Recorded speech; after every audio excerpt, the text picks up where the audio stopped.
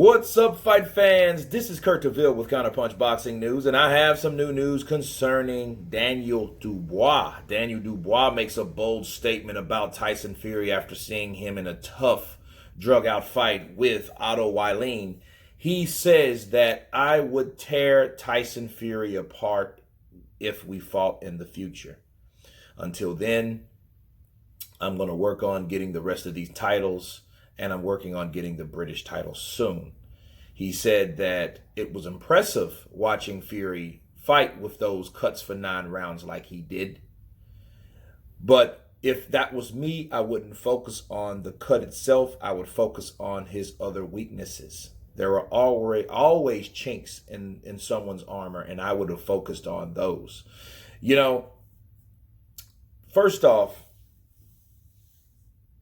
that's pretty... It's not a bold statement. It's a confident one. A lot of people, when they see someone that is beatable, it looks more realistic. No one was saying this when Tyson Fury picked apart Tom Schwartz. But of course, Tom Schwartz was considered a cherry pick. So was this one. Let's be real. But now everyone's talking to the point of, hey, I would murder Tyson Fury, Deontay Wilder and, a couple other fighters, now Daniel Dubois. They're saying the same thing, like, oh, well, hey, he's beatable or whatnot, And, I think that the weaknesses that he was referring to, I like how he explained that because he didn't say what they were.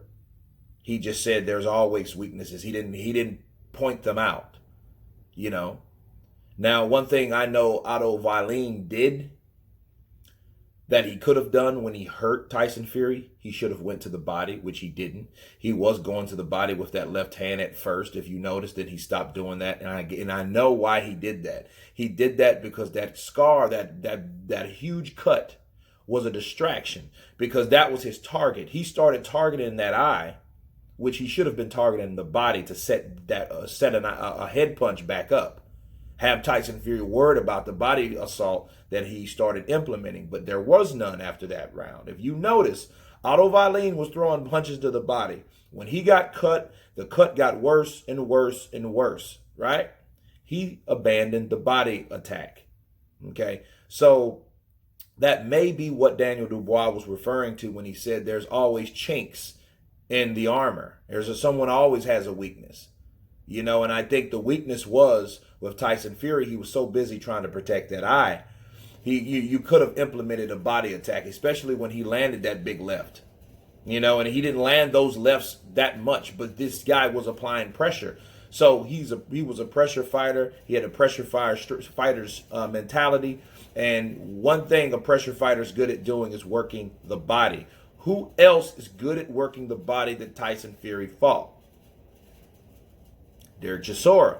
Derek Chisora is known for his body assault, but he's a pressure fighter. So he was more successful. That's why Otto Wallin was successful. Okay?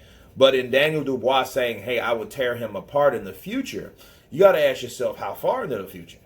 You know what I mean? That fight is actually doable. I mean, he only has 12 fights.